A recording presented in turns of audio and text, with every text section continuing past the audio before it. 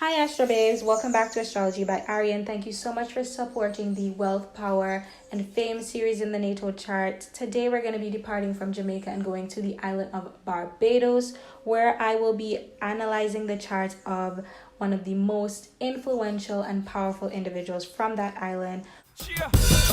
Rihanna.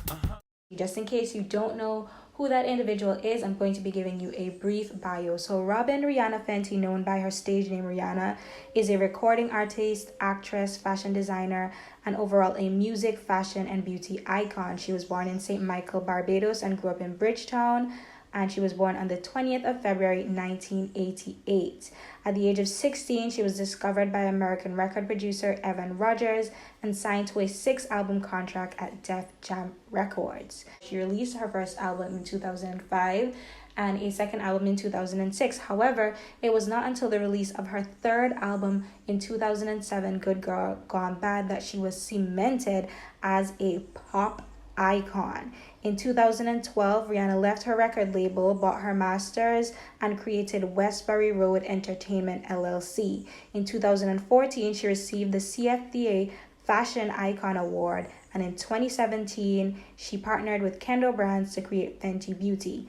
That same year, she founded Savage X Fenty and worked with the luxury fashion group LVMH to found Fenty Maison, which she launched in 2019. What a very illustrious career. And so we're going to jump straight into her natal chart. Analyzing Rihanna's birth chart, I realized that she has Sun and Pisces in the first degree in her 11th house.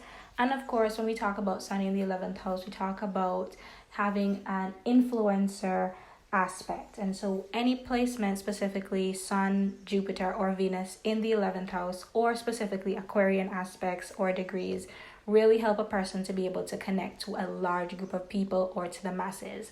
Having Sun in the 11th house is bringing a lot of attention to somebody who may even be from a small community. And in the reading for the Prime Minister of Antigua, I spoke about how Sun in the 11th house can be the bright light, that one person who is chosen from among a crowd of people and selected to be the star, and who is supposed to be a star from a group. And so we see that placement coming out. Next placement that we see is that she has Moon in 11 degrees Aries, and her Moon is in the 12th house, giving it a Piscean influence. Of course, the 11th degree has to do with Aquarius, and so it goes back to the 11th house and that 11th house influence. And having Moon being related to Aquarius, this is somebody who can be one very creative, very innovative, but of course their emotions, their mood sometimes helps to guide them. And because Moon is in Aries, it's an impulsive way of reacting to certain feelings and emotions. So this is somebody who could very well get a lot of intuitive hunches. The thing that we're going to see is that she has Mercury in Aquarius going back to Aquarius. So there's a lot of Aquarian influence in Rihanna's chart, and we haven't really even gone through all of the planets as yet. Having Mercury in the 13th degree, again, an Arian degree, speaking to somebody who can be very impulsive in terms of their communication, their words, somebody who is very quick thinking, somebody who might be even a fast speaker at times. But because Mercury was in Aquarius, and we know that Aquarius rules conspiracy theories, and sometimes it does rule very unique ideas and concepts, this could be somebody with a very creative mind, a very creative writing style, a very creative communicative ability. And because Rihanna's from Barbados, we know that she has definitely a distinct voice. So we see the Aquarian nature coming out because her voice is distinct and unique in that way. And actually, I think that the uniqueness in her voice, that Aquarian feature in her Mercury, is something that has helped her to get ahead, that Aries 13th degree, to be the first to do certain things, because she has that special uniqueness about her in terms of the way she speaks, in terms of the way she sings.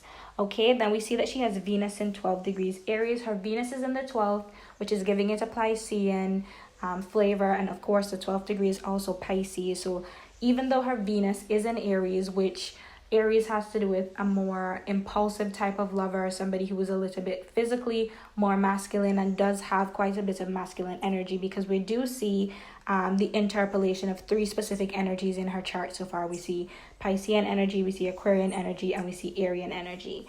And when it comes to Rihanna and her physical appearance, you know, because she has the softening of the Aryan energy, having Venus in her 12th house, especially in her youth, you could see that she had a very boyish shape, and that also is attributed to her South Node in Virgo. And then when it comes to her physical beauty, Rihanna has a specific aspect of Venus conjunct the ascendant.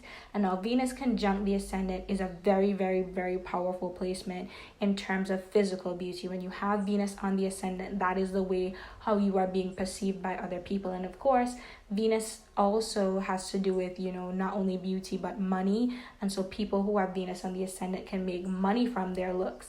And so they have the power of their beauty and the way how they may earn wealth, fame, and power just because of their physical features.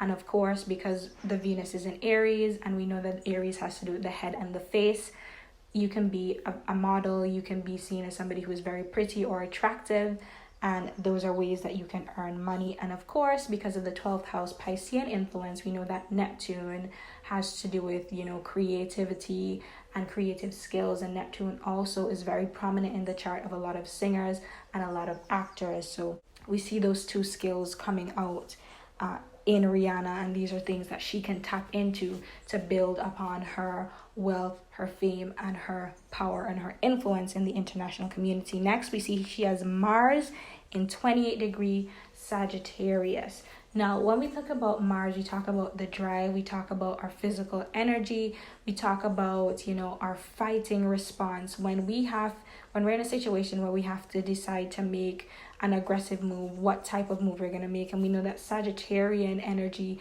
is ruled by Jupiter. So it's an expansion of drive and action-oriented energy in our chart. And usually when we see a late degree in a chart, that means that is something that is already well developed. So this is somebody who already has a very established drive. This is somebody who can invest a significant amount of time into their work, into their career, into building fame, wealth, and power. And because it's at this advanced degree, and then it's amplified by Jupiter because it's in Sagittarius, we see that this is somebody who can just work and work and work for tremendous hours on end in order to achieve a specific goal. And of course, as long as those experiences are infused with humor, for example, those things really help to the drive to go along. And the next thing that we're going to look at is Jupiter being in 26 degrees of Aries. Now we know that the 26th degree is the highest exaltation of Taurus in the degree theory, and so having Jupiter in relation to Taurus, we talked about that in Coffee's birth chart, where we see that this is somebody who is going to have an expansion of physical, tangible items, and these items are tending to be items that are going to make the native's life more comfortable, more luxurious. And so having Jupiter in Aries, again, Jupiter being in the first house, this is an expansion upon, you know, the knowledge, the fame of an individual, because of course the first house is the house of the self. And when we already talk about, you know, persons being recognized, when you have Jupiter expanding the self, that means that, you know, the self becomes a little bit more larger than life. So then more people are aware of this. We see that she has Saturn and Uranus at both 0 degrees in Capricorn, and these are known as anaretic degrees because, of course, they are pronounced degrees in the chart. And then she has Neptune as well in conjunction to Saturn and Uranus at 9 degrees in Capricorn. Her Pluto is in 12 degrees Scorpio. And the next thing that I note is her North Node is in 24 degrees Pisces, and her North Node is actually square Chiron, and actually her Chiron, North Node, Mars, and South Node make a grand cross. And this is very significant in her chart because the persons who have grand cross chart configurations have very, very challenging lives, and they experience incredibly hard conflicts and lessons that they have to go over. And of course, Mars and Chiron, that is physical pain that somebody has to go through in order for them to activate their North Node. And so that is something that if we reflect on her career that we have seen, and that is going to be a theme of her life, but this is definitely something that is going to make her stronger. Whenever you see a grand cross in somebody's chart, of course, that's representing very incredible challenges, but it's also representing significant successes as well. And so the last thing that we want to talk about is the fact that she has both has her ascendant in Aries at the 15th degree, which is a critical degree. And this critical degree is telling you that, this is somebody who is going to definitely be seen as a leader. Of course, Aries is ruled by Mars, so having Mars as a chart ruler, persons are going to either find the individual intimidating or be intimidated by this individual, or they're going to see them as somebody who can be very impulsive. Of course, Aries rules the head, and we talk about Venus being conjunct her ascendant, so this is somebody who could have a pronounced head, specifically because she also has a Jupiter in the first house, but because of the Venus conjunction, this gives it, more beauty to that. And then the last thing that I want to talk about is the fact that she has midheaven in Capricorn. And Capricorn, of course, is ruled by Saturn. And when we see Saturn on the midheaven, Saturn gives longevity.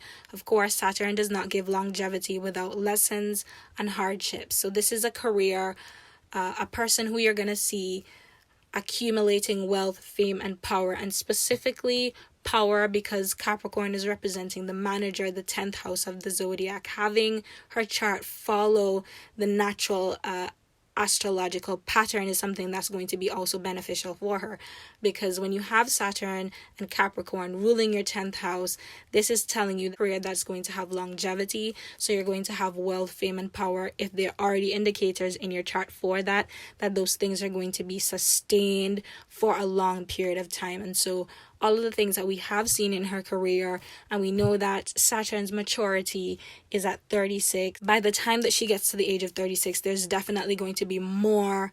It sounds insane to say, but there's even going to be more that is going to be coming from Rihanna. And so if you have enjoyed this chart analysis, thank you very much. If you're interested in booking a personal reading, definitely check the description box below. My social media handles are there as well if you want to follow me.